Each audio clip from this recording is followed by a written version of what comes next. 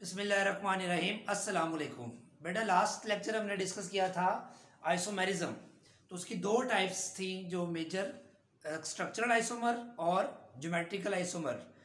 जो structural isomerism था उसकी आगे फर्दर 5 टाइप्स थी जिसको हमने तफसील से डिस्कस कर चुके हैं।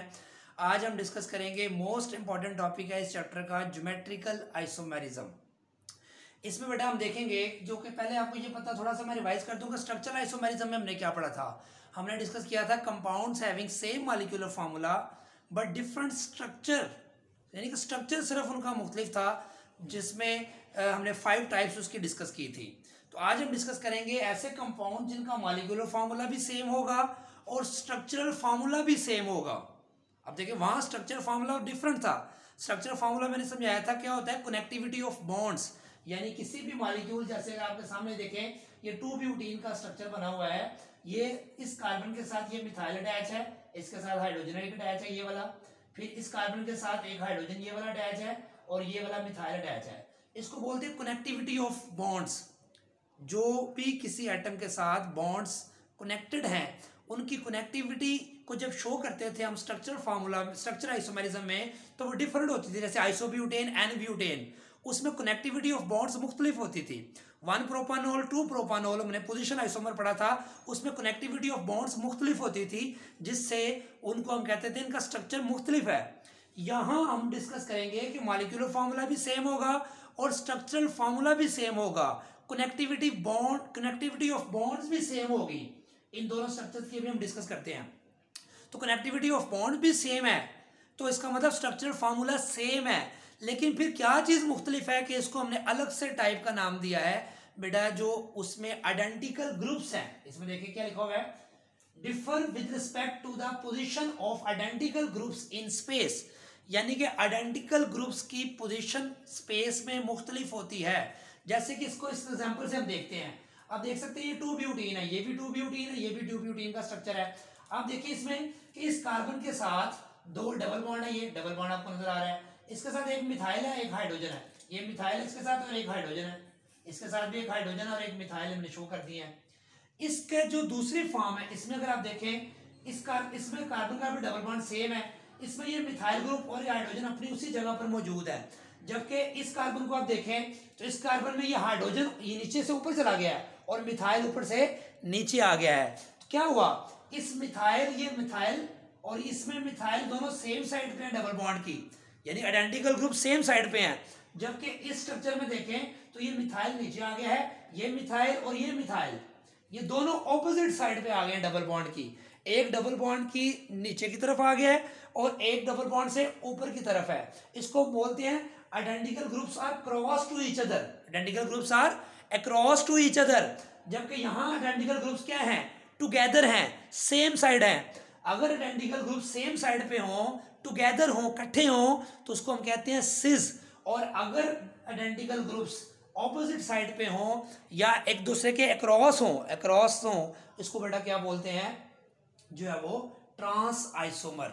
तो ये दोनों में देखिए कनेक्टिविटी ऑफ बॉन्ड सेम है, स्ट्रक्चर फार्मूला सेम है, लेकिन इनकी जो अरेंजमेंट ऑफ आइडेंटिकल ग्रुप्स है वो स्पेस में मुख्तलिफ है। इस स्ट्रक्चर में दोनों मिथाइल ग्रुप अपर साइड पे हैं, सेम साइड पे हैं। इसमें दोनों methyl group, similar groups opposite side पे हैं। सेम साइड पे होने या ऑपोजिट साइड पे होने से इनकी फिजिकल प्रॉपर्टीज चेंज हो जाती हैं। तो ऐसे कंपाउंड जिनका मॉलिक्यूलर फार्मूला भी सेम हो, स्ट्रक्चरल फार्मूला भी सेम हो, लेकिन आइडेंटिकल ग्रुप्स की पोजीशन के लिहाज से, आइडेंटिकल ग्रुप्स की पोजीशन के लिहाज से स्पेस में वो मुख्तलिफ जगह पर पाए जाएं, या इकट्ठे पाए जाएं एक ही साइड पे या ऑपोजिट साइड पे, तो ऐसे आइसोमर्स को हम कहते हैं ज्योमेट्रिकल आइसोमेरिज्म। सेम साइड वालों को हम सिस कहते हैं और ऑपोजिट साइड वालों को हम बेटा क्या कहते हैं, ट्रांस आइसोमर। तो ये जो कंपाउंड्स हैं इनका एक दूसरे में जो फर्क है, ये एक दूसरे से जो डिफरेंट है, किस बुनियाद पर है बेटा बताएं।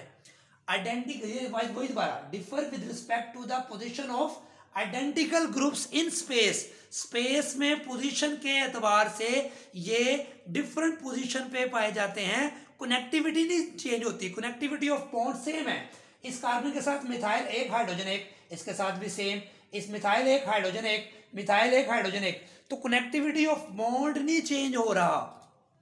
जिस कार्बन के साथ जो भी ग्रुप अटैच है वो उसी के साथ अटैच है, लेकिन फर्क बेटा किस चीज का है, उसकी पोजीशन स्पेस में चेंज हो गई है। यहां मिथाइल ऊपर की तरफ था, यहां मिथाइल नीचे की तरफ था। इसको बेटा आप इस एग्जांपल से देख सकते हैं।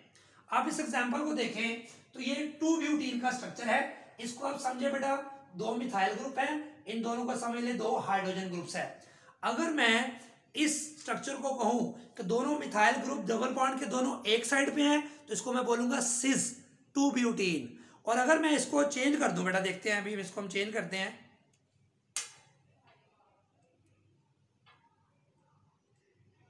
ये देखें। अब ये वाली सूरत ये वाली एग्जांपल की है। इसमें देखें मिथाइल एक नीचे एक ऊपर है, एक मिथाइल नीचे एक ऊपर है, ये हाइड्रोजन ऊपर है एक नीचे है, ये हाइड्रोजन एक ऊपर है एक नीचे है। तो ये पहले वाला जो था वो इस स्ट्रक्चर को रिप्रेजेंट कर रहा था, अब ये वाला जो है ये इस स्ट्रक्चर को बेटा रिप्रेजेंट कर रहा है। देखिए रेड बॉल को मैंने हाइड्रोजन से लिखा है, ये मिथाइल जो है वो ब्लू के साथ रिप्रेजेंट किया है। तो इसमें इस स्ट्रक्चर में और पहले वाले स्ट्रक्चर में क्या फर्क है, सिर्फ ये जो आइडेंटिकल ग्रुप्स हैं ये दोनों एक दूसरे के अक्रॉस हैं, ऑपोजिट साइड पे हैं, तो इसको बोलेंगे ट्रांस। और अगर यही ग्रुप्स अगर बेटा हम इस तरह लिख लें तो ये क्या बन जाएगा, ये देखें मैं आपके सामने दोबारा बना रहा हूं, ये जो है वो बेटा कौन सी स्ट्रक्चर बन जाएगा, ये तो वही बना दिया मैंने। इसको दोबारा इसको इधर लगा ले और इसको ऐसे लगा ले, तो ये देखें वही चीज बन गई, ऊपर बनी है, ये सिस फॉर्म है और ये ट्रांस। तो आपने ये देखा इस मॉडल के जरिए आपको ज्यादा आसानी से समझ आ गई कि ये डबल बॉन्ड है बेटा, ये दरमियान में ये ब्लैक कलर के 2 कार्बन है, ये दोनों मिथाइल ग्रुप सेम साइड पे हैं, ये ऑपोजिट साइड पे हैं, तो जो सेम साइड पे हाइड्रोजन है, जब इसको चेंज करेंगे तो फिर ये ट्रांस फॉर्म बन जाएगी।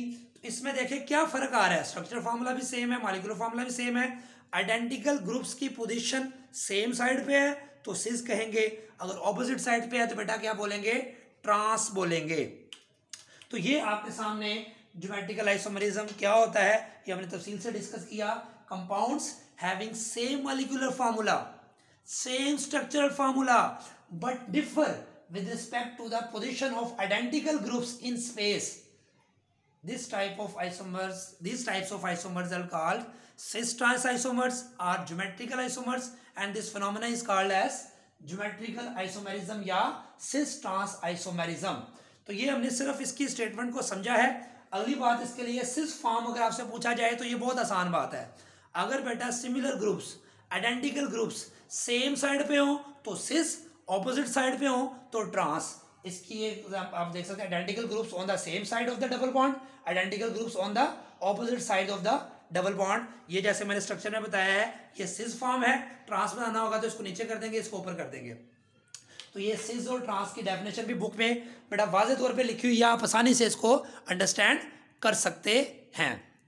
उसके बाद इसकी एक और एग्जांपल देखें, ये 2 पेंटीन है बेटा, देख सकते हैं आप 2 पेंटीन में देखें ये CH3 आ गया ये वाला, फिर ये C इसके साथ ये H है, इसको ऐसे लिख दिया डबल बॉन्ड C, ये फिर CH2 CH3 आ गया, ये हाइड्रोजन नीचे आ गया, ठीक है बेटा।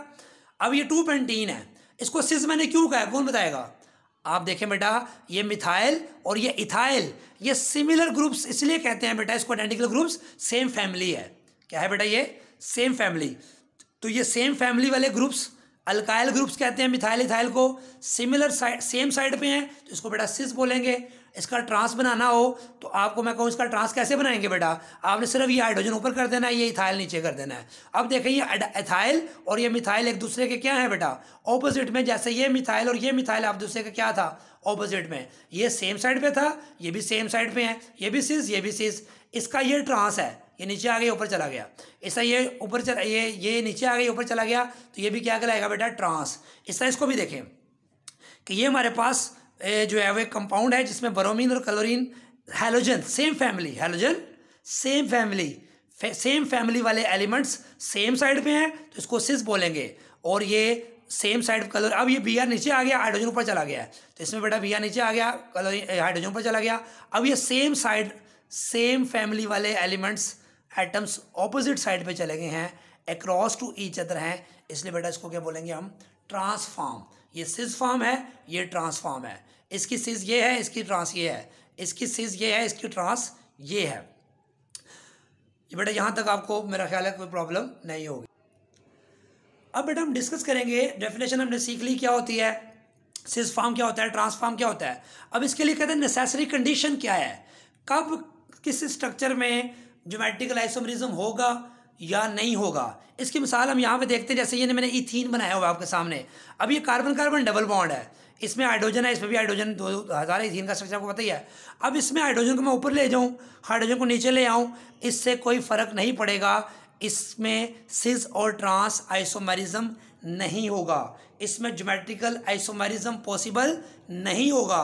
क्योंकि ज्योमेट्रिकल आइसोमरिज्म पॉसिबल होने के लिए क्या कंडीशन है, एक तो ये कंडीशन है कि कार्बन कार्बन डबल बॉन्ड होना चाहिए, पहली शर्त याद रख लें कि कार्बन कार्बन डबल बॉन्ड होना चाहिए। वैसे तो बीएससी में हम सिंगल बॉन्ड के इर्द गिर्द भी सिस ट्रांस आइसोमरिज्म देखते हैं, लेकिन वो साइक्लिक कंपाउंड्स की हम बात करते हैं। मैं सिर्फ आपके सिलेबस में जो टॉप मॉलिक्यूल्स हैं सिर्फ उनकी बात फिलहाल करूँगा कि इसमें डबल बॉन्ड का होना ज़रूरी है, पहली शर्त जो कि आपके सिलेबस के मुताबिक हम डिस्कस कर रहे हैं कि फर्स्ट कंडीशन क्या है कि डबल बॉन्ड कार्बन जो है वो होना ज़रूरी है। अब डबल बॉन्ड कार्बन इस इथीन में भी है, प्रोपीन में भी है, 1-ब्यूटीन में भी है।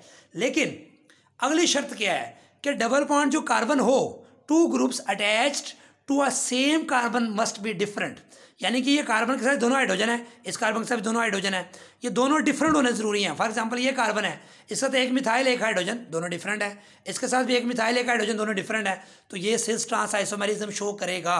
इसके साथ भी दोनों डिफरेंट है, इसके साथ भी दोनों डिफरेंट है, ये भी शो करेगा, ये भी शो करेगा, ये सारे शो करेंगे। लेकिन इसमें देखें प्रोपीन मैंने बनाया आपके सामने, प्रोपीन होता है CH3CH डबल बॉन्ड CH2। अब इस कार्बन के साथ दोनों ग्रुप डिफरेंट है, इसके साथ दोनों ग्रुप क्या आ गए, सेम आ गए। अब इस कार्बन के साथ दोनों सेम है तो इसका सिस, इसको मैं फर्ज कर एक बच्चा कहता है सर दोनों हाइड्रोजन तो सेम साइड पे हैं, इसको सिस कह दें। मैं कहूँगा बेटा इसका ट्रांस बताओ क्या होगा, ये हाइड्रोजन ऊपर कर दें मिथाइल नीचे कर दें, तो फिर भी हाइड्रोजन दोनों सेम साइड पे ही आ रहे हैं, तो इसका मतलब ये भी सिस था ये भी सिस है, तो इसका मतलब इसका सिस ट्रांस आइसोमरिज्म तब एग्जिस्ट करेगा जिसकी सिस फॉर्म भी एग्जिस्ट करती हो और ट्रांस फॉर्म भी एग्जिस्ट करती हो। ये बात याद रख लें, सिस फॉर्म और ट्रांस फॉर्म दोनों एग्जिस्ट करती होंगी तो सिस ट्रांस आइसोमरिज्म एग्जिबिट करेगा, अदरवाइज नहीं। तो इसमें देखिए दोनों आइटम सेम है इसलिए ये शो नहीं करेगा, दोनों सेम है ये शो नहीं करेगा। एक तरफ दोनों डिफरेंट एक तरफ दोनों सेम हो तब भी शो नहीं करेगा। दोनों कार्बन के दोनों ग्रुप्स क्या होने चाहिए बेटा, डिफरेंट। तो क्या मतलब, two groups attached to a same carbon must be different. तो प्रोपीन में भी दोनों सेम आ गए, इधर दोनों डिफरेंट है, ये शो नहीं करेगा। 1-ब्यूटीन में अगर आप स्ट्रक्चर 1-ब्यूटीन का ड्रॉ करें तो फर्स्ट कार्बन पे डबल बॉन्ड आएगा, तो फर्स्ट कार्बन पे डबल बॉन्ड आएगा तो उसके साथ CH2 आएगा, तो CH2 को ओपन करके लिखेंगे तो ऐसे ही बनेगा जैसे मैंने ये ड्रॉ किया हुआ है, तो वो भी शो नहीं करेगा। 2-ब्यूटीन करेगा, 2-पेंटीन करेगा, 1-पेंटीन भी नहीं करेगा, क्योंकि 1-पेंटीन में भी CH2 पहले कार्बन पे आएगा तो दोनों ग्रुप सेम हो जाएंगे तो वो शो नहीं करेगा। तो सिस ट्रांस आइसोमरिज्म ये शो नहीं करेंगे because they don't obey above condition. वो अबव कंडीशन क्या है, two groups attach to a same carbon must be different. ये दूसरी कंडीशन समझ लो, इसकी पहली कंडीशन अंडरस्टूड है कौन सी होनी चाहिए, डबल बॉन्ड, डबल बॉन्ड होना ज़रूरी है। ये बात सबको समझ आ गई है। ये नेसेसरी कंडीशन याद रखनी है, बुक में लिखी है नेसेसरी एंड, बुक में लिखा होगा necessary and sufficient conditions for a compound to exhibit geometrical isomerism is that the two groups attached to the same carbon must be different. तो ये डिफरेंट होना क्यों ज़रूरी है, मैंने बता दिया कि अगर ये सेम हो गए तो इसको ऊपर कर दें नीचे कर दें, दूसरा फिर सेम रहेगा सिस ही रहेगा तो ट्रांस उसका एग्जिस्ट ही नहीं करेगा, इसलिए इन कंपाउंड्स में ज्योमेट्रिकल आइसोमेरिज्म एग्जिस्ट नहीं करेगा। अब हम बात करेंगे कि जो ज्योमेट्रिकल आइसोमेरिज्म के एग्जिस्ट करने की वजह क्या है। उसके लिए बेटा हम पहले डिस्कस करेंगे कि अगर हम कार्बन कार्बन डबल बॉन्ड की तो बात कर रहे हैं कि इसमें सिस ट्रांस आइसोमेरिज्म होगा, लेकिन अगर सिंगल बॉन्ड हो तो उसमें क्यों नहीं होगा। तो उसके लिए बेटा ये फिर दोबारा हम डिस्कस करेंगे वही बात कि जो टॉपिक के शुरू में लिखा होगा, अगर आप बुक में देखेंगे कि सिंगल बॉन्ड में फ्री रोटेशन पॉसिबल है। देखें जरा, अगर ये स्ट्रक्चर आपके सामने बेटा कौन सा है, ये कार्बन कार्बन सिंगल बॉन्ड, ये 3 हाइड्रोजन मिथाइल, ये 3 हाइड्रोजन मिथाइल, तो 2 मिथाइल मिलते हैं तो इथेन बन जाता है, आपको पता ही है। तो ये इथेन है, अगर आप गौर से देखें ये 3 हाइड्रोजन कार्बन के साथ, ये 3 हाइड्रोजन दूसरे कार्बन के साथ। अब सिंगल बॉन्ड में रोटेशन आसानी से हो रही होती है, आप याद रख ले बेटा, ये इसको कहते हैं फ्री रोटेशन। ये देखें लास्ट में ये टॉपिक मैंने लिखा हुआ है कि कार्बन कार्बन सिंगल बॉन्ड जो होता है उसमें फ्री रोटेशन पॉसिबल होती है। अगर इसमें डिफरेंट ग्रुप लगे हों तो आप इसको अगर फर्स्ट करें सिस कहते हैं किसी को, तो रोटेट हो गया, फिर दोबारा वो ट्रांस बन जाएगा। अगले लम्हे जिसको आप ट्रांस कह रहे होंगे वो सिस बन जाएगा। इसका मतलब ऐसा स्ट्रक्चर जो खुद ब खुद सिस और ट्रांस में बदलता जाए, खुद ब खुद सिस और ट्रांस में बदलता जाएगा, ये खुद ब खुद, तो इसको बेटा हम सिस ट्रांस आइसोमेरिज्म में शामिल नहीं करेंगे, इसको बेटा सिस ट्रांस में शामिल नहीं करेंगे। तो इससे क्या बात समझ आई कि कार्बन कार्बन में सिंगल बॉन्ड होने की वजह से फ्री रोटेशन पॉसिबल होती है, जिस वजह से सिस और ट्रांस आपस में इंटरकन्वर्ट होते रहेंगे, जिस वजह से उसको हम सिस और ट्रांस आइसोमेरिज्म नहीं कह सकेंगे। जबकि डबल बॉन्ड हो तो फर्ज करें बेटा, अभी हमने डिस्कस किया था कि ये 2 ब्यूटीन सिस 2 ब्यूटीन है, मैं चाहता हूं कि इसको रोटेट कर दूं, तो इसमें देखें ये डबल बॉन्ड आपको नजर आ रहा है, इसको जब मैं रोटेट करूंगा बेटा तो ये बॉन्ड टूट जाएगा, फिर तोड़ने के बाद इसको मैं दूसरी फॉर्म में कन्वर्ट कर सकता हूं। ये देखें, ये आप देख सकते हैं कि मैंने तोड़ा फिर नया बॉन्ड बनाया, आप देख सकते हैं इसको बेटा देख सकते हैं आप कि पहले मैंने इसको तोड़ा है फिर नया बॉन्ड बनाया है, तो अब ये ट्रांसफॉर्म हासिल हो गई है। मैं देखें जरा, ये तो एक सिस फॉर्म से ट्रांस में गए तो हमें बहुत ज्यादा एनर्जी लगानी पड़ी। इससे पता चला डबल बॉन्ड में फ्री रोटेशन पॉसिबल नहीं। ये शॉर्ट क्वेश्चन आता है बेटा, याद रखें कि डबल बॉन्ड में फ्री रोटेशन पॉसिबल है, free rotation is not possible in double bond, free rotation is not possible in double bond. उसकी वजह क्या है बेटा कि ये जो पाई बॉन्ड बनता है ये किस वजह से बनता है, आपको सबको पता है कि ये pz ऑर्बिटल की पैरेलल ओवरलैपिंग से बनता है, और पैरेलल ओवरलैपिंग से जो बॉन्ड बनता है पाई बॉन्ड होता है। अगर आप इसको एक सिस फॉर्म से ट्रांसफॉर्म में जाते हैं तो इस बॉन्ड को तोड़ना पड़ेगा, जो कि नॉर्मली पॉसिबल नहीं है, क्योंकि it cost too much energy. ये पॉइंट लिखा हुआ मैंने, देखें, the rotation of 2 carbon atoms joint by a double bond could happen only, कहता है ये रोटेशन हो सकती है, लेकिन जैसे मैंने करके दिखाई है, only if the pi bond breaks, मैंने आपको ब्रेक करके भी दिखाया। This ordinarily cost too much energy, कहता है ये ऐसा करना बहुत ज्यादा एनर्जी डिमांड करता है, जो कि नॉर्मल रूम टेम्परेचर पे अवेलेबल नहीं होती, जिस वजह से अगर कोई स्ट्रक्चर ट्रांसफॉर्म में है तो वो ट्रांसफॉर्म में ही रहेगा जब तक आप उसको इतनी एक्स्ट्रा ऑर्डिनरी एनर्जी प्रोवाइड ना करें। जब आप एक्स्ट्रा एनर्जी प्रोवाइड करेंगे तो वो ब्रेक होगा, जब ब्रेक होगा तो फिर सिस में कन्वर्ट हो जाएगा, और जब सिस में चला जाएगा तो वो सिस में ही रहेगा। तो इसलिए ये 2 अलग अलग फॉर्म्स एग्जिस्ट करेंगी एट डिफरेंट कंडीशंस, जिस वजह से इनकी प्रॉपर्टीज भी मुख्तलिफ होंगी।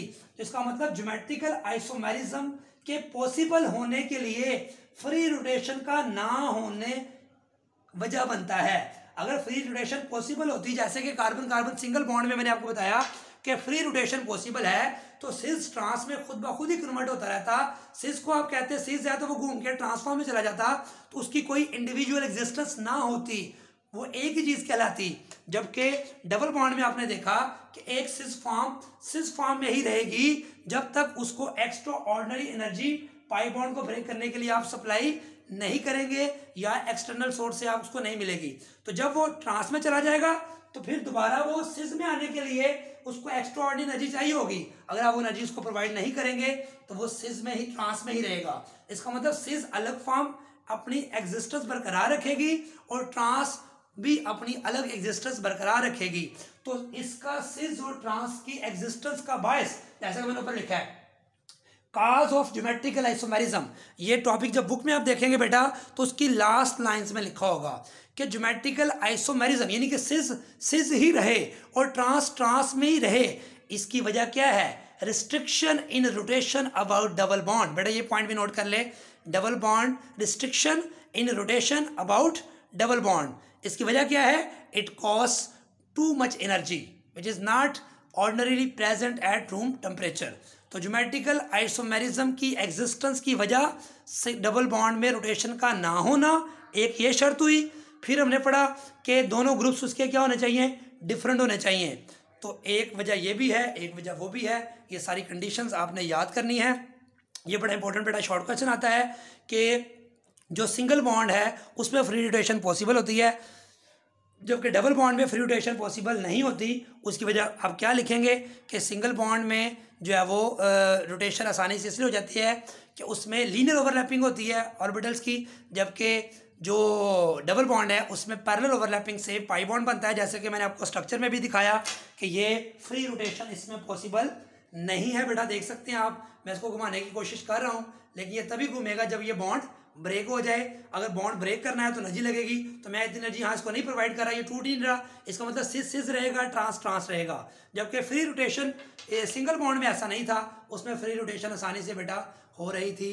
तो ये बेटा आज का हमारा टॉपिक था, मोस्ट इंपॉर्टेंट टॉपिक था। ये लेंथी ज़रूर है, लेकिन इसको अगर मैं शॉर्ट कट में बनाता, थोड़े वक्त में बनाता, तो ये आपको सारा कंसेप्ट क्लियर ना होता। तो दुआओं में याद रखिएगा, इस टॉपिक को अंडरस्टैंड करें, इसको डाउनलोड करके हैंड फ्री लगा के प्रॉपर इसको सुने, कंसंट्रेशन के साथ रिपीट कर करके सुने। अगर वो प्रॉब्लम हो तो आप मुझसे रब्ता कर सकते हैं। दुआ में याद रखिएगा। अल्लाह हाफिज़।